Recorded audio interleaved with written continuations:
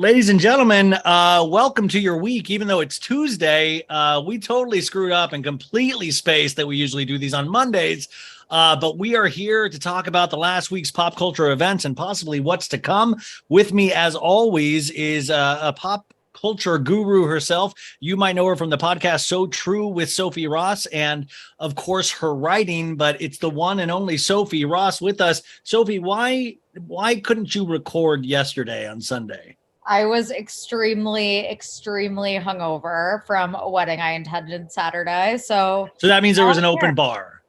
Wait, okay, but enough about me.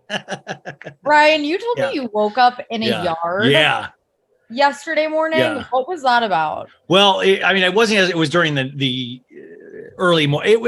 So listen, I have been so good lately in terms of I haven't been drinking. I've been working out with a trainer. Everything's been great, really following a diet. And then Saturday, it all fell apart. And I had just been on a Patreon episode bragging about how great I'm doing with my diet and stuff. I met an old friend and her husband at this Mexican restaurant called El Coyote on Beverly. It's like famous, but like we started having spicy margaritas at like 5:30. And this is early at like 5:30. And I'm telling you guys, I don't know if you've ever had one of these alcoholic drinks. You feel like you would fly. And I hadn't eaten anything. I had like a couple eggs earlier that morning because I was trying to be good on the diet. And I was like, yeah. Maritza was like, yeah, have a taco salad or something. I was like, yeah, I'll do that. And I start drinking these margaritas, and then I keep drinking the margaritas. I think there might have been tequila shots involved at some point. And then it just all gets blurry. Like I wish I could tell you it's not funny. It's like completely sad. I lost my phone. I have my phone now, but I still do not have it. It was at my friend's house. So I guess I went, I guess I went back to my friend's house. They have a house over near that restaurant. And I guess I must've said, I gotta go. And I wasn't driving or anything like that, but I didn't even have my phone. So I just said, I gotta go. And then all of a sudden, I guess I then laid down on the grass somewhere and just woke up hours later going what the hell? And I'm just like, what the hell is going on? Didn't know where I was. And I walked and this is what's great thing about having a Fitbit and an Apple Watch is that it tracks your steps. I walked 5 miles at 3 a.m. or something.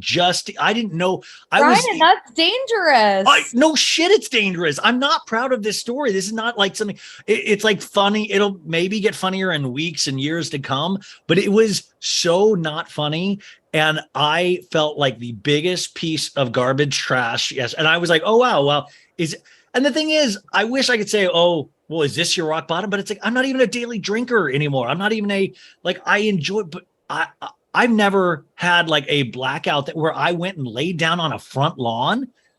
Who lays down on a front? This isn't 16 Candles or some kind of 80s movie. I fell asleep on a front lawn of a mansion. These were all, I was in Hancock Park, I guess, which is all mansions. And I was just laying there taking a snooze, and then I remember walking. Where were your friends? How did they let you end up I guess I convinced them that I was good to go, even though my phone was there, but I still don't know where my AirPods are. That tracking is lost on that. Thank God my keys and my wallet were with me, so I could get it, thank God for little things, but it was so embarrassing. So then when you texted me that, I was like, yeah, of course. And then I had to, I'll tell you what really doesn't help when you're hungover, having to take notes on Southern Charm. Cause I aired the Luke Gulbranson interview on Monday and a Southern Charm recap. And it's I'm telling you, when Whitney's talking about hooking up with Naomi or I'm like, it doesn't help a hangover, First of all, yeah, the Whitney and Naomi thing, we need to talk about that. But how are you at a Mexican restaurant and you didn't get queso? Dude, or this is my dumb brain. At least. My dumb brain is and I'm too old. My dumb brain is oh, you know what? I'm drinking the calories. I don't want to really, I don't want to pig out here. I was in my head. It was 5:30. I thought I'd be home by 9. I thought, and then I'll get something to eat then, and I'll have a nice, quiet night. I don't know. There's like a huge swath of time I cannot account for. And that's never, I don't think that's ever happened to me, but I'm not proud. Like there's nothing I was so full of self-loathing yesterday, and today it's still there, but it's like a little quieter because I've had to work all day. But the amount of self-hate, it's not worth it. Like, I'm like, this is not worth it. This is so idiotic. And I was just so happy I haven't seen this friend in like over like a year and a half. And I was so excited. And I think I was having such a good time. And then it just all turned so wrong. Oh God. Well, it's okay. Everyone has those nights. Actually, the one time that I can remember like I woke up on the sidewalk and I like puked all over myself. It was when I went to Davy Wayne's. Oh, in Hollywood. Yeah. And I woke up outside of Davy Wayne's covered in puke on the sidewalk. And I guess I told my friends also, I was like, I'm good. I was like with a guy at the time. I must be really convincing when I'm drunk, because I was like, no. I mean, I don't remember this conversation, but I was like, gotta go. As we're talking about this, I'm drinking a claw. I'm not going to, oh God. I mean, and spicy margarita. I mean, just but then the only thing that I kind of was psyched about, just because I am in this kind of workout kick where I was like, wow, I got 5 miles worth of steps. Like I exercised on top, but I'll just remember pieces. And I remember walking through like a very extremely wealthy neighborhood and going, of course, another fucking mansion. So rich people are so stupid. I remember I was so angry. I didn't know where I was, and I couldn't get an identifying street that I recognized. And you didn't have your phone. Didn't have my phone. But I will tell you, I didn't have my phone for most of Sunday, and it was really kind of nice. Like I didn't exist for a second, and it was really nice because I had left off. Like the last thing I think I touched on my phone was I had made an Instagram post about the Bennifer wedding, and my intention of the post was to make fun of the Daily Mail because they legitimately have the stupidest headlines that tries to get clickbait. And the headline was Ben Affleck kisses J-Lo on the steps of his 8.9 million Georgia, quote, plantation mansion on their wedding day, where guests, including Matt Damon, will chow down on pork chops. And I wrote, this headline has it all, because it truly was a ridiculous headline. But then in the comments, people started fighting about the plantation part of it. Apparently it wasn't a plantation. He built it in 2001. Right. It's a plantation style mansion, which I think, it's kind of like misleading. It's like, is that a real, like, is that completely misleading? I don't know architecture. So is that a real like terminology that people use in like the architecture world, plantation style? I guess. Wait, you know what I also read about the Jen and Ben wedding is that 2 people had to be taken away in ambulances. Well, I mean, I knew what is the one, the mother though? Because Ben's mother, the day before the wedding, which is hysterical because there was always rumors that Ben's mom didn't like J-Lo. So I was like, is this like a monster-in-law kind of thing of like she hurts herself so the wedding possibly can't continue, but she, I guess, fell off a dock. No, I'm not. That's not funny. It's if my, but I could see my mom falling off a dock accidentally. But they had to take her. I mean, she's fine. I think she had a couple stitches, but that was one of those. But yeah, this headline I felt like was someone from the wedding, I guess, was fucked up and got taken in an ambulance. And was it Ben? I wanted to think it was Matt Damon. I would love if it was Matt Damon. Same. And then they could do the scene from Good Will Hunting where like, it's not your fault. No, I know. It's not your fault. No, I'm saying it's not your fault, man. Leave me alone. It's not your fault. Yeah. No, I want to give you a couple. Well, by the way, Daily Mail, shame on you. What a clickbait headline. But then what's so disappointing about social media was I thought I put this up as how ridiculous, because you don't put plantation in quotation marks and then says chow down on pork chops. Like, how dumb of a headline is this? But then it made me sad because then everybody was arguing. Everybody was arguing about then plantations, and we were talking about Ryan Reynolds because his wedding was on an actual. Their wedding was at an actual plantation. Yeah. So that is worse. Obviously, I think undoubtedly that's worse. Oh, undoubtedly. But the thing was, it's just like I was more making fun of the Daily Mail, and I guess that's my fault for not being more clear about it. But I hate to see when people are, and then I finally was like, "Yo, I got to go meet a friend. You guys continue arguing in my comments about the Bennifer wedding." And then I proceeded to get just horribly shit can drunk. So Everybody and wins. then you were off the grid yesterday. Then I was off the grid. Living in the moment. By the way, I could have faked my own death. After I don't post on Instagram for a day, people really genuinely seem to get worried. So the Bennifer wedding, just to give you a couple more details, guys. So they were already married in Vegas, obviously, but they had this big wedding. They originally, remember, dated from 2002 to 2004. They rekindled the romance, got married last month in Vegas. And then this is the big party for their friends and family at Ben's 87-acre compound on Hampton Island Preserve. It was a 45-minute ceremony in front of friends and family. All families were involved, and Jennifer Gardner and J-Lo's exes were invited, but they chose not to come. Casey Affleck, Ben's brother, chose not to come and said there was like a parenting obligation or something. Who knows? Okay. They had a weekend long thing of like group activities, spa. They rented out a whole boutique hotel for all of their guests. Savannah trolley cars helped ferry guests around Affleck's estate. And the theme was like old Hollywood. So there was like framed movie posters of like Casablanca and all of those kind of movies. Matt Damon, of course, was there. What if there was like a Pearl Harbor? Oh, Armageddon. Yeah. Yeah. No, I'd actually love that. Kevin Smith and his wife were there, along with, I love that Jay and Silent Bob were there. And I know they did Jersey Girl together, and that's, where J-Lo and Ben were together. So I'm sure Kevin Smith was psyched to get invited. And then this author, Jay Shetty, officiated the ceremony. He's the author of the book, Think Like a Monk. Have you ever heard of this guy? No. Yeah. The ceremony, the guests went home with some straw gift bags, which were monogrammed with the couple's initials. Wouldn't you I'd love to get my hands on a monogrammed Bennifer wedding gift bag. Oh, hell yeah. I wonder what was in it.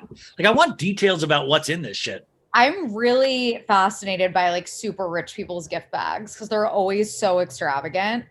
Yeah. Did you ever read about the Oscars gift bags? It was like before, like it was 10 years ago. I think there was like a rule like that they cut down on them. But these gift bags used to be worth like upwards of $100,000, where they would have like cars. So any nominee would get these gift bags, or a presenter, but you would have to pay taxes on those gift bags. So you would do this and then have to walk away paying like $30,000 in taxes for receiving all these gifts. That's so stupid. It is stupid. It is stupid. I mean, tax the rich, but like that's dumb. Wait, so you were at a wedding on Saturday.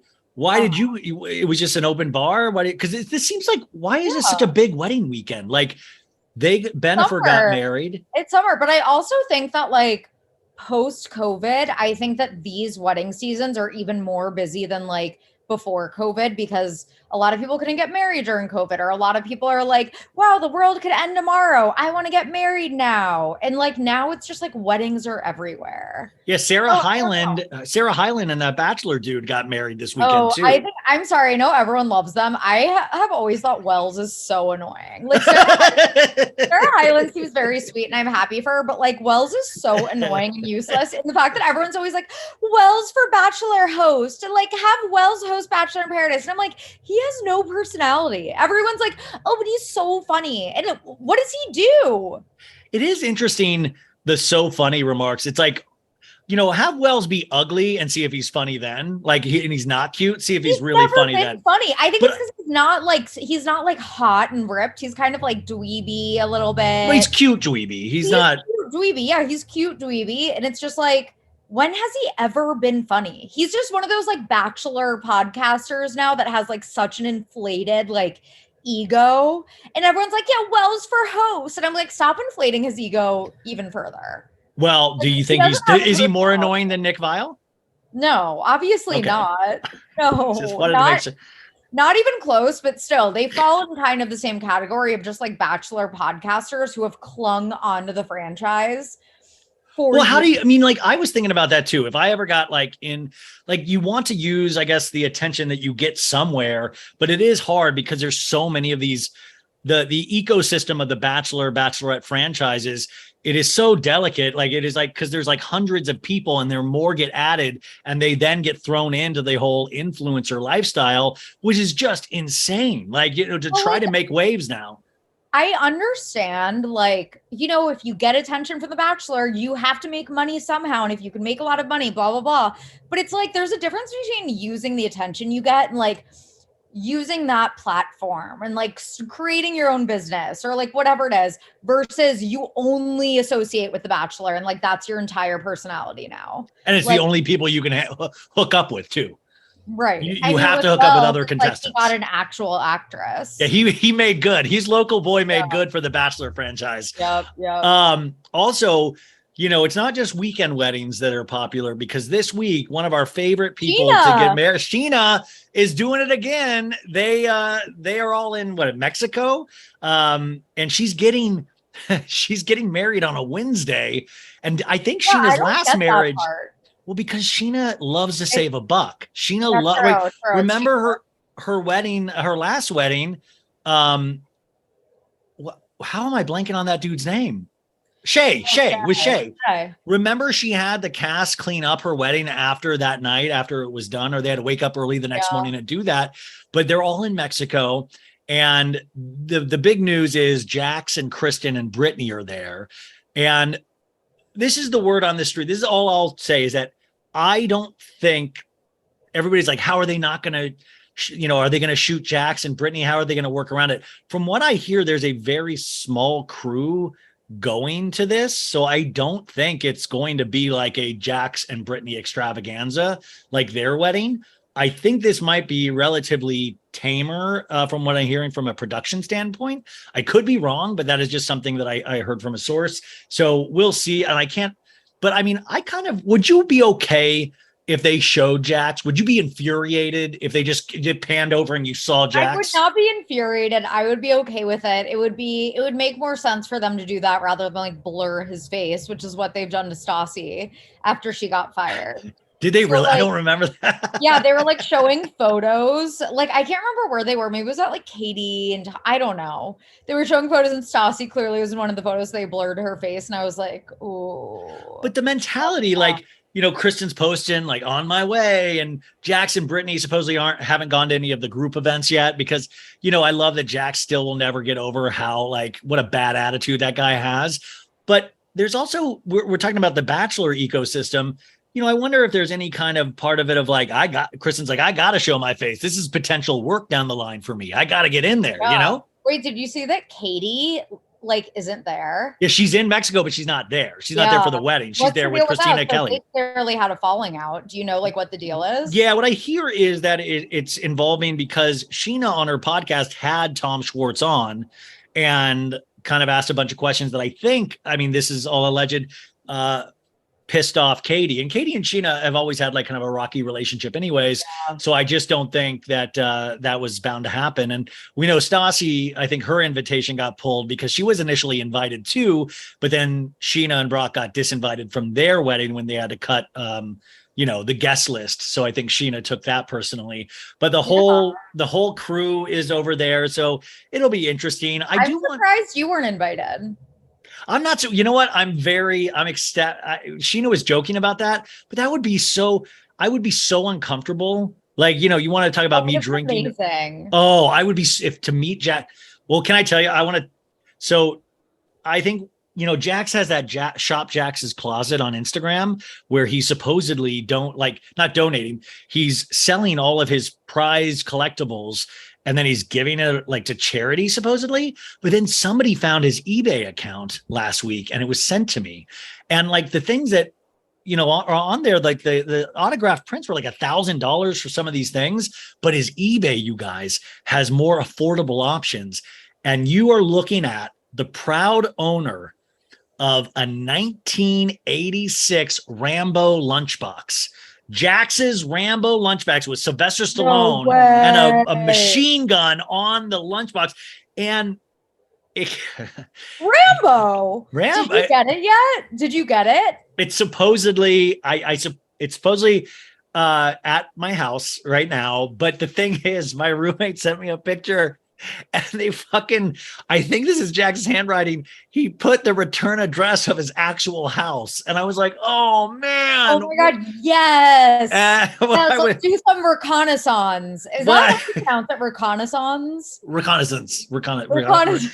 I cannot pronounce words. Reconnaissance. Reconnaissance. But I thought, everyone, just kidding. Jax's Rambo lunchbox, I think that you can't, because there was also a Star Wars lunchbox, but the Rambo lunchbox was like, it was 35 and the Star Wars was 55. And I was like, $35, that's in my budget. And Rambo, just the thought of Rambo and Jax makes me like kind of laugh inside. So now I have, I don't just have Tom Girardi paintings, you guys. I have Jax's lunchbox, which is so, cool. I mean, talk about a panty dropper, man. Wow. Wait, do they have like a Bravo museum yet, other than like Andy's Clubhouse? Well, I think at BravoCon they had one, the first BravoCon. Oh, yeah. I was gonna say you could like open your own museum at this point. I mean, I think my room is starting to be that, and I told you like because the agency is like taking over like the sale of my house that I rent, and people came in there and they see it, and a couple listeners actually was like, I listened to that podcast, and imagine being a listener and actually seeing. I knew that would happen. And see, and then my roommate was like, wait, do you think you mentioned it on the show and they scheduled a listing just to come see your room? And I was like, nobody would do that. No way. But I don't think Jax right now, just to go back to Jax, is having that great of a day, because he tweeted this on tonight on the 22nd. He tweets, and for the record, I never once in my life told my wife to get large breasts. She wanted a boob job her whole life. I simply gave her the doctor. So enough of the shit I made her do it. You people are sad. We literally watched him argue about the size and say they're not big enough. And put some D's on. Put some D's on that. Yeah, and he's like, I'm paying for them, so I'm going to get what I want. We watched that. I have no doubt Brittany wanted boobs. I don't think Brittany wanted those big of boobs. But Jax always said he loved big-breasted women. They've always been too much for her frame. But I feel like that's like a criticism that people still like bring up to this day, because it's actually fucked up that Jax, forced his wife to go bigger and bigger. And so it's like the fact that that was probably like 6 years ago at this point. Yeah. Like he is still talking about it. How are you at a wedding in Mexico and you're this angry about like what happened in Mexico that he needed a tweet about Britney's boobs? He is such like a true narcissist that like the criticism that he like he'll ignore and like pretend it doesn't bother him, it actually like deeply bothers him. That's what I'm saying. I mean, okay, I wanted to tell, did you watch, you and your dude watch that Untold, the girlfriend who didn't exist? Yeah, the Monty Teo. I just spoke to the directors an hour ago, and that'll be on the podcast this week. Amazing. But wasn't that so good? The 2 parts, it was so good. Oh yeah. Oh my God. It was like so, and I remember when that happened. I was in college. It was 10 years ago. And I didn't pay that much attention to like college football and stuff like that, because he was just a college football player at the time.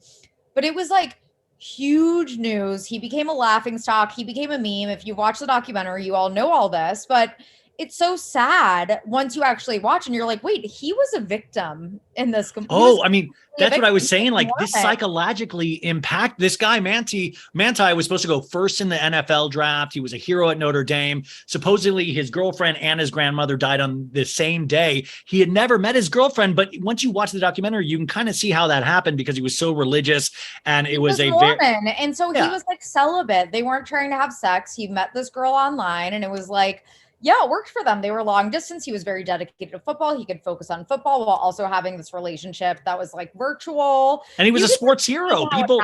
He inspired people so much. And I don't really, I've never been super into sports, but I remember this just because of all the jokes about it in 2013. So this 2-part series is so amazing, but it shows the psychological impact that Manti took with this until he met a sports psychologist. And I think, Jax was never a hero, but I think the psychic scars that Vanderpump Rules has put on Jax will stay with this dude for the rest of his life, and he will not be able to get over it. You're not going to see a Reiki specialist to deal with this. You need to see an actual intense therapist. Like Jax seems like to fully be angry forever because of this thing that gave him like a pseudo amazing life. Oh yeah. Yeah. So we'll have more news about the wedding. It'll be interesting to see what happens. This is all. So did you watch Real Housewives of Beverly Hills this week?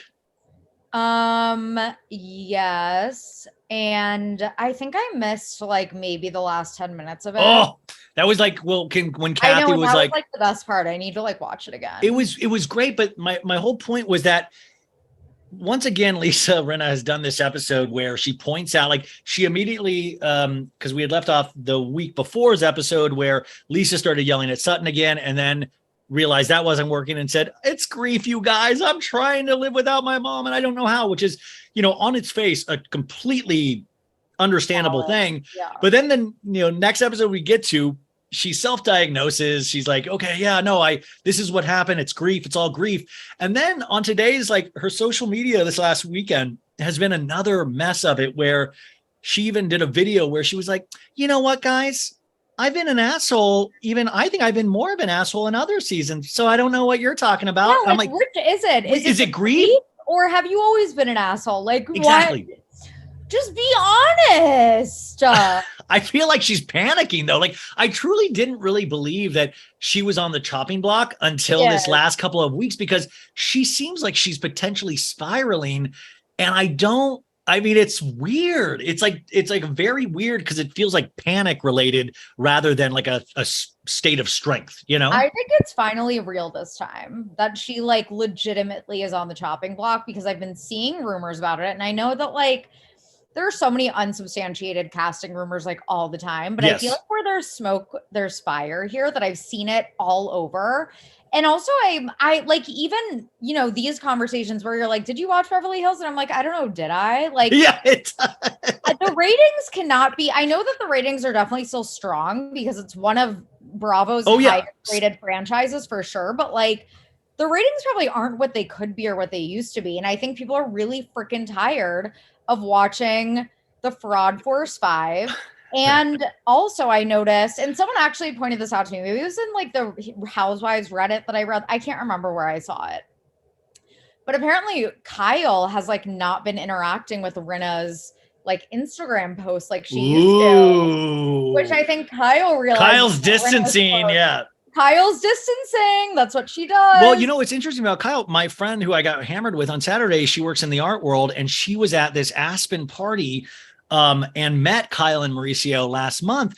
And I thought this was an interesting perspective, because I was like, were they nice? She was like, yeah. And, Mauricio almost seemed relieved that I knew them from TV, because they were around like all heavy hitters. Like it was all multi-millionaires, some billionaires. And imagine like Kyle and Mauricio are kings of like the Beverly Hills reality show. But in real life, you have to remember, they're real people. Small fish. And they're still newly wealthy. So, she was like, I kind of picked up on the thought that maybe they were relieved that somebody recognized them, and it made them look like kind of maybe a little cooler, because it is interesting. There's a lot more wealthier people than Kyle and Mauricio out there. And I thought that's such an interesting perspective, but I do like the fact thinking that Kyle is distancing herself from what is potentially not working in the show. Oh yeah. And then also that's fine with me. That's fine. I'm good. Rinna out of there. Well, listen, I was always accepting that Rinna would always be there, but I feel like Rinna is her own worst enemy. She's making it so much worse. Sutton, her and Erica being like, do the Rinna voice. That's Sutton's her own worst enemy. Yeah. What's that? When she said Sutton's her own worst enemy. Shut your own worst enemy. Yeah, she is, isn't she? Yeah, I'm having a good time. She is. No, I have a drinking problem. And Garcelle like ended Erica this week. Like, I don't have to make you look bad, Erica. You can do that on your own. And it really was like finish her kind of a move. And then Diana Jenkins, you guys, this Diana Jenkins cracks me up. I truly think she put an Instagram post out on like Thursday night where she was like, I am going to get the last laugh. I will get all of you. I am strong Bosnian woman.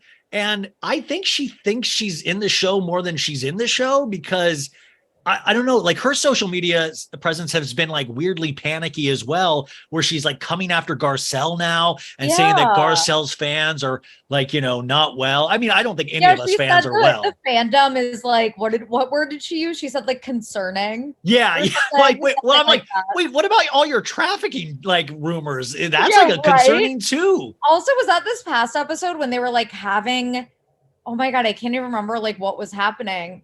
And then, or maybe that was last week's episode where Diana suddenly was like, Garcelle, I feel like you have a problem with me. And it was like, what does that have to do with anything? In the middle of nothing. Like a scene will be happening and all of a sudden you'll hear be like, what's going on, you guys? It's me, Diana Jenkins. Like, and I know Asher needs this for his career or whatever, but at the same, I mean, listen, and you guys, don't get me wrong. I want Diana to have a second season. I laugh so much about Diana and like just even those little moments makes me laugh. But the social media aspect of it all, these ladies always screw themselves. They always like participate in the most banal conversations and like they'll react at anything. Like any fan can get their goat, which is, it's sad that fans even try to do that. But at the same time, you don't have to respond to it. And they always take the bait. Wait, side note. Okay, so I read this tweet that said, you read a lot or you're a big reader if you're constantly mispronouncing words. Like I say a word out loud. Is big that reader. Really how you pronounce banal? Sophie, I don't know, to tell you the truth. I thought it was banal. I could be. And you know what's so sad is that either of us could be right. I really don't know. Someone tell us. Somebody smart. Please tell me. Let us know. Is it banal or banal? Oh my God. There's this one girl on Instagram because I always make a lot one word and she'll always, and like, without fail, she'll always be like, you blew it again. It's two words. You blew it again. No, I replied to this tweet and said how until like last year, I thought Yosemite was pronounced Yosemite. And then ubiquitous, I would pronounce. I was like bragging my dad after I like took the SATs that I used the word ubiquitous in an essay, but I pronounced it ubiquitous. And then also, they're lucky they let you go to college. And then I pronounced Barbados. Now that actually works, Barb. I think that actually sounds classier than Barbados. Okay, but I'm like the queen of mispronouncing words, so I'm sorry, guys, if you. No, I mean, listen. I mean, I always kind of have like a Midwestern twang to like a lot of the things that I say, and I actually get really nervous. I screwed up one of the director's names from the Manti Te'o documentary today, and I even asked him how to pronounce it right before, and then in my mind, once I do that, it's almost a guarantee that I'm going to screw it up. Because I think I'm putting that out there, like, hey, how do I pronounce your last name again? And then it's like, oh, you're definitely going to screw it up. Blacks out. Yes. Okay, never mind. But yeah, let us know in the comments, guys. I'm sure you guys will let us know. Actually, speaking of casting rumors, this just came out according to Demois. This is the cast of Roni Legacy, the rumor that Demois just put out today. It's Countess Luann, Jill Zarin, Kelly Ben-Simone, Dorinda, Tinsley, and Sonia, which means Ramona would be missing, which also explains Ramona's social media presence is also unhinged. She was in the Hamptons. I felt like somebody gave her ecstasy or Molly or something. She's now just she was in a rave outfit, but if that is the cast, I would be very happy with that cast. That's a strong cast. But then I'm also seeing Ebony and Leah supposedly unfollowed each other this weekend. So I don't know what that means. If Ebony and Leah did? Yeah. And I don't know if Ebony then is still cast in the new Roni, because I heard that she might stay around for the new revamped Roni, not the legacy cast, but the regular cast. And I wonder if that means Leah didn't get picked up for the regular cast. Did that ever turn out to be true on Ultimate Girls Trip in Thailand, that she like threw elephant shit at people and had to go home early? That was like debunked, right? Yeah, that was debunked, but I mean, come on, that would be amazing. If somebody threw elephant dung at you, Who came up with that? See, some of these people that do rumors are really bad, but then some people are kind of like weirdly creative where I'm like, that's really funny. It's too weird to be like fake, Yeah, no, totally. The truth is stranger than fiction. Exactly. Also, this was interesting. Nene Leakes, you guys. I talked about Nene Leakes suing Bravo and Andy Cohen and NBC Universal. And she, as of today, has dropped that lawsuit. And let's see, I'm trying to pull up the information here. Dave Quinn for People Magazine reports the Star filed a lawsuit against Bravo, NBC Universal, and franchise producer Andy Cohen and other parties in April. But court documents obtained by People on Monday indicated the former reality star dismisses this action and all claims asserted by Leakes without prejudice. All parties consent and stipulate to the foregoing dismissal. The document reads, no party will seek recovery of costs or attorney's fees in any submission to this court. And also Dave Quinn says, well, that might, people might think that means a settlement, but yeah, I was going to say, does that mean they settled out of court? It does. No, because if it did settle out of court, it would be with prejudice. So Nene can still sue down the line, but if it's with prejudice, you cannot sue, which would mean potentially a payday. Huh. So I thought that was really interesting. And Dave says, we'll never know exactly what happened unless one of the parties talks. From her side, it could be there was insufficient evidence to win, or Nene didn't want to spend the money it would cost to fight it or apologize, and offers were made that satisfied her. And so, but listen, I think Nene completely burned this bridge. If you sue Andy Cohen, NBC, I just don't, as much as I would love to see Nene on a girls trip, I think, if you sue all three of those parties, I think you would be kind of done, right? Oh, she totally burned that bridge. I'm just so curious why all of a sudden it was dismissed, because it felt like she had just came out and tweeted about the racism again, last week or the week before. So I'm just curious what went down. Yeah, and it says happened. One of the parties has to talk unless they sign some sort of gag order, but I would imagine we would hear from Nene's side, at least on a podcast, or she lets things slip and information slip. Also, this is huge news. Real Housewives of Potomac's Robin and Juan Dixon obtained marriage license nearly 3 years after their second engagement. What? They were sick of the memes. There were so many memes recently. It was all of these things have happened since Robin and Juan Dixon. But 3 years is a long time to be engaged with somebody. And then, but by the way, this just means they got a marriage license, right? That means they're going to supposedly say I do in February of this year, which is exciting. So we'll see. We'll see. Sorry to go back to Beverly Hills, but this is great. Did you happen to read this story where, remember Judge Trisha Bigelow?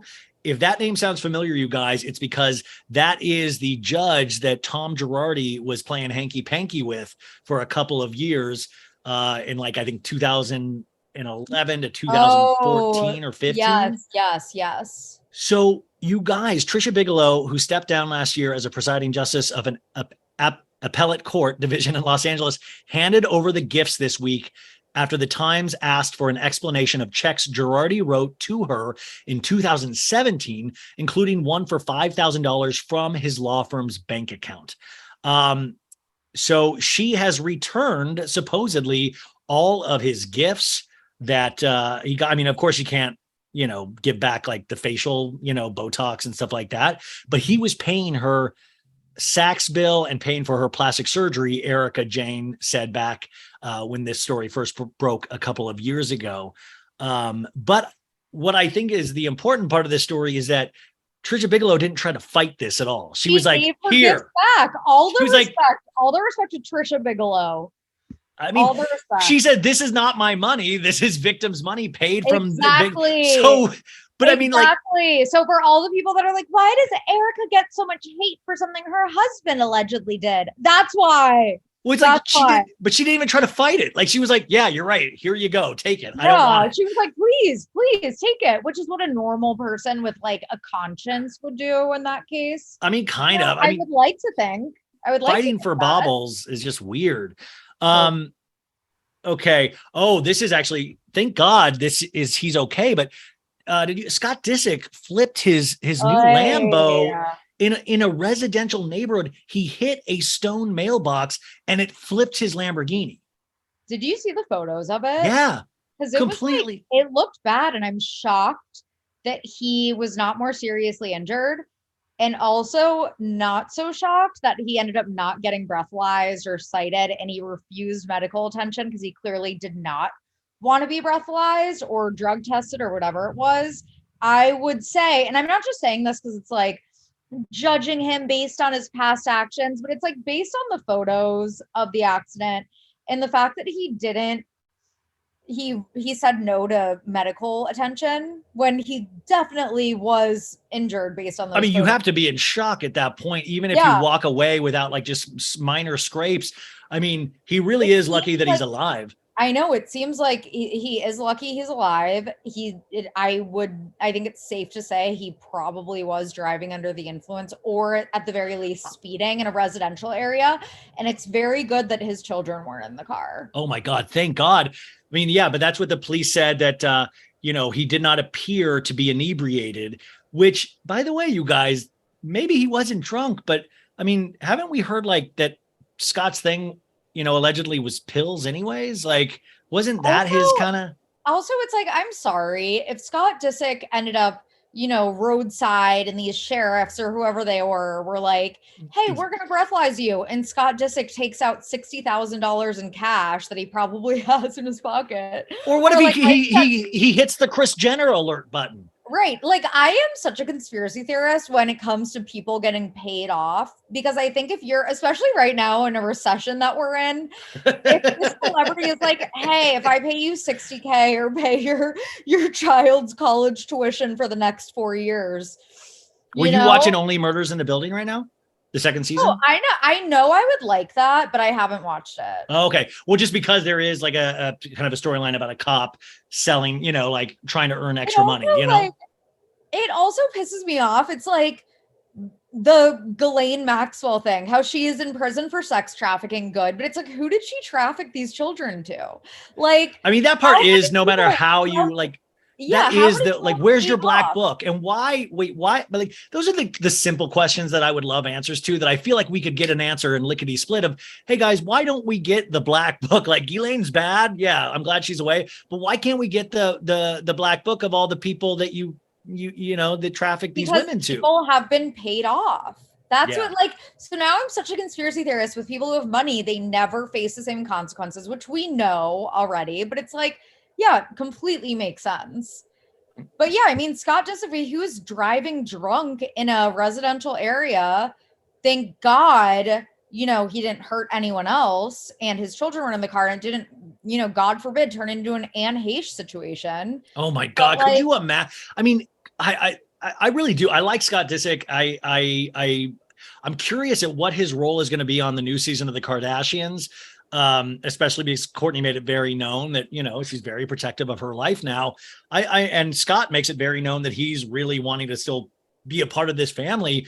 It just seems like Scott can't get his shit together. And when you flip a Lamborghini, it doesn't really say in any capacity that you're doing good, even if it's a complete accident. Right. I don't think maybe it's a cry for help. Like, should we reach out to him?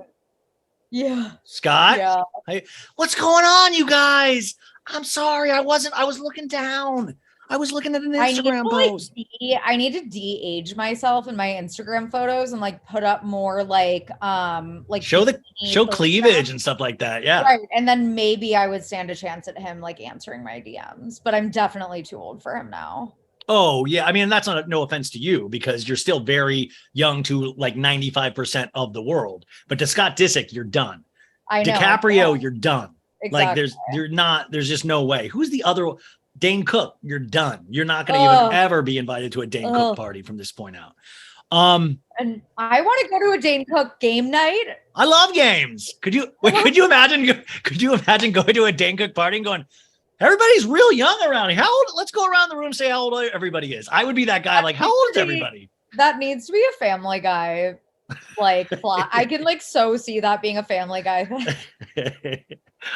Congratulations to Real Housewives of Atlanta. They celebrated their 300th episode last night. I think that is insane. With 300 of something, hats off to the ladies of Atlanta. Yeah. I still love watching that show. It's really easy because I don't really cover it. So like I get to watch it and I get to enjoy it. And even the season, which is not like insane, I still just genuinely love all of these women. Also last night on HBO, House of Dragons premiered, which is a Game of Thrones spinoff. And it premiered, it broke the, I guess, HBO Max records. It like you couldn't actually even watch HBO Max for a second because it like the system went down. It premiered with 10 million viewers. And just so you guys know, the original Game of Thrones premiere only had 4.2 million. So this thing was so highly anticipated and did great numbers. How many did it have? 10 million people watched it last night, and that's just on one night. So like all these everyone was done with Game of Thrones after the horrible last season. No, baby. Well, this is a prequel and people love dragons. Oh my God. They genuinely love dragons. I hate going through this again. I was so satisfied when everyone turned on Game of Thrones and that the last season was like made the whole show not worth it. I was like, that is satisfying to me as someone who has never watched the show and always as a hater. I always felt left out, and now everyone's like back. Oh, it's back. Also, a lot of splits happened, and this is good. A lot of marriages happened this week, but also a lot of splits.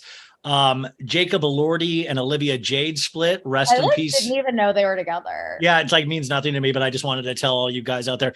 And then Zach Bia, whoever this dork is, and Olivia Rodrigo split. This guy, I don't see how he's getting all these women. Have you seen this guy? Like Madison Beer and the really pretty girl whose name I'm forgetting from Outer Banks. He like dates all the hot young like starlets, and apparently he's like a coke dealer to the stars. I don't know. That's allegedly, yeah. Allegedly, like he's just some like socialite, like rich kid that always ends up dating like the most beautiful young starlets in Hollywood, and he's like a schlubby. Like, he's average. I mean, like, listen, he must have the best personality ever. Or he must have like the best game. It's like his whole like he's like a socialite, and he has a lot of money, and he's probably maybe allegedly a drug dealer. So. I hope do with that information what Max, you will. if you allegedly ever did that to my Olivia Rodrigo, I'd be so mad at you. But then Max Eric, remember this douchebag, Max Eric, that used to be engaged to Demi Lovato? Yeah, he popped up and made a creepy comment on a post about Olivia, who's 19 years old, and he's, mid to late 20. I mean, but that douchebag remember that guy? He was like going to the press with everything. But Demi Lovato, not only is she back to the she, her pronouns, she is celebrating a new boyfriend that they went Instagram official this past week, and they both gushed about each other on Instagram. She celebrated her 30th birthday. Her boyfriend, get this, and I don't know how your boyfriend spells his name, but he spells his name Jute and then the dollar sign. Jutes. I don't know. I don't know if that's Jutes but it's the dollar sign instead of an S. But Demi says, I've never smiled so much. And I'm like, yeah, I'd never smile so much too if I hung out with a guy with like that dollar symbol in their name. That's gotta be hysterical. I wish Demi the best. I wish Demi the best. I wish her the best, yes. And as we wind down and close up here, Britney Spears duet with Elton John, the revamped version of Tiny Dancer comes out this Friday, and I'm very excited. I hope it's just as good as the Dua Lipa Elton John remix. But Britney once again was taking to Instagram today, and she admits. I mean, we were talking about psychology and mental health earlier. Is that Britney even says in the post from today? This is kind of like heartbreaking. Just like. She talks about social media. Everybody's life seems so perfect. And when I post things, I think most of the time I've been utterly and completely embarrassed of my past. And who can forget those documentaries? So yes, I do try and post me looking my best, or what it may seem to be the good life. Well, the truth is my spirits are better, but I will be forever traumatized by my past experiences for life. There is no way to fix me, my emotions and my sensitivity, therapy, all of it. I think I will need some sort of miracle for my emotions. My life is by no means picture perfect. I cry myself to sleep most nights. I'm insecure as hell. I don't know how to have good posture unless I'm on camera, and I need to go to school just to be taught how to freaking walk. I know you say, but you're a performer. Well, that's it. It's an act on stage. In real life, I have no clue, and I'm working on that. I'm so lazy, and I'm learning the word more. I've never had seconds at the dinner table. And I know, especially in LA, a lot of people starve themselves, but it's weird. I want more lately. Does that make me a bad person? It's weird. Just the other night, someone made me the best mac and cheese. I swear I wanted more so bad, but I didn't do it when I thought about it. Have I ever had seconds? It's called more, and maybe more isn't so bad. And opening to more and the door. Oh, I thought that way, but I thought, like, listen, everybody can make it, but I thought that made a lot of sense. it does. It does. Like, but she's just damaged. It's very obvious that there's a lot of trauma, and it doesn't just, I know everyone was celebrating when, the conservatorship was ended, and there's not a whole lot to really, I mean, we are celebrating because we get new Britney for the first time in a long time, new Britney music. So that's great for us, the fans. And it's great that Britney has her freedom now, but like, she's very much traumatized and went through hell for over a decade. And, it's very obvious that she's traumatized. And I think that's why it's like, I will never be cool with bashing her social media presence, or making fun of her, being like, is she okay? It's like, no, she's not okay, but like, let's just let her live. And why would she be okay? Why? I mean, imagine being like kidnapped kind of by your family in a way. Like, imagine not being able, like at certain points we turn 18 and we get like kind of the keys to our own life. And she kind of didn't get that for a long time. And she wasn't really able to make the mistakes that a lot of us are able to make and learn from in our lives, just like me passing out on a lawn the other night. I can hopefully learn from that. But yeah, no, it bums me out. And I think it's going to be an ongoing battle for her mental health for the rest of her life, which I hate. What's coming up for you this week? What's going on with the writing? When does the show come back, Sophie? What we need to know all these questions. Yeah, so we're recording season 2 starting next week, which I'm very excited about. So get ready, guys. Season 2 of my podcast. And yeah, just, I have a lot of freelance stories that are on my list right now that I'm working on. So follow me for some fun freelance stories. And yeah, I've also been like really obsessed. I wanted to mention this. Do you watch American Horror Story or American Horror Stories? I watched the first season of it, and then I think by the third season it got too gory for me, which is weird. Or it was like the clown season. But like, I loved the first season with the latex man and all that stuff. I loved it. But you're into it? I highly recommend American Horror Stories. It's on Hulu, and it's like an anthology series from Ryan Murphy. So it's like every episode is a different like little mini horror story. Like, Are You Afraid of the Dark? But like for adults. And so, yeah, I've been really into that. And wait, is your guy like it too? Is it dude approved, or is it just? No, he doesn't like all of my like weird shit. Wait, he likes like superheroes and stuff. American Horror Story is kind of in that genre in a way. No, he likes like Marvel movies. He doesn't like my like fucked up like true crime. Actually, I was just listening to a podcast. And I was listening to it with my mom. It's like one of my favorite true crime podcasts called Mr. Ballin. He's also a YouTuber, and I love his YouTube. Yeah, I think you told me about him. Yeah, he's like a great storyteller. And I was listening to this podcast, and my mom was like, "This sounds like Candy. This sounds like the show Candy with Jessica Biel." And I was like, "No, it's not." I was like, "It's literally not." And then at the end of the episode, she was like, "Wait, it's the thing about Pam, the one with Renee Zellweger, which I never watched. I never watched that one, but it was a podcast episode about Pam from the thing about Pam. And now I want to watch that show. I want to recommend 90 Day UK. It's part of the 90 Day universe, but it's only on the streaming channel. But it is what I loved about old school 90 Day Fiance. The characters are all just very real still, and they're not like Angela or like kind of affected by fame. And it is just so, even the shooting of it is just so much better and stable. And I think it's really, there's like 4 or 5 episodes out now, and I think it's just really, really well done. And I was watching that mess of a reunion for 90 Day last night, and all those people are just such a mess. I don't think you watch it, but there's this guy, Mohammed, who is with this girl, Eve, and he wants to get over here so bad. He's like really into his religion and all stuff like that. But of course, he's already cheating on her. And by the end of the reunion, he had gotten caught sending inappropriate messages with a woman.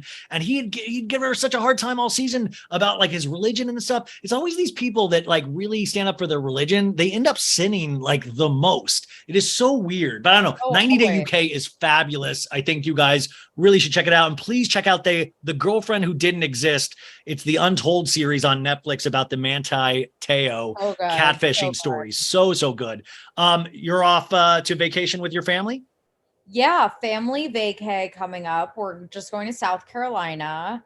So yeah, that'll be fun. Okay. Well, tell your family I said hi, and thank you so much. And you guys go subscribe to So True with Sophie Ross. Subscribe now, so when the first episode drops, you'll be able to get it immediately. You can always subscribe to her Substack or super follow her on Twitter. It's at Soph Ross. How many? It's 4 S's? 4 S's at the end. 4 S's. Okay, you guys, we'll talk to you next week. Bye. Thanks, guys. Bye.